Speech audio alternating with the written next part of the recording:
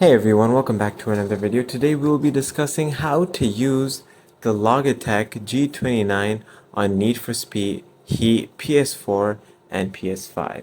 So first things first, as you all know, Logitech G29 is a very cool portable car steering kit which you can connect to your PS4 or PS5 and play racing or in particular Need for Speed games on. So essentially all you need to do to connect it to your PS4 PS5 is simply there's an instruction manual inside the Logitech G29 which will guide you on how to connect it to your PlayStation 4 or PlayStation 5 either by USB or by connecting it to your PlayStation itself via a USB wire. Once you've connected that, the PlayStation 4 or 5 will read it and will ask for your permission to use Logitech G29 while you're playing a Need for Speed video game.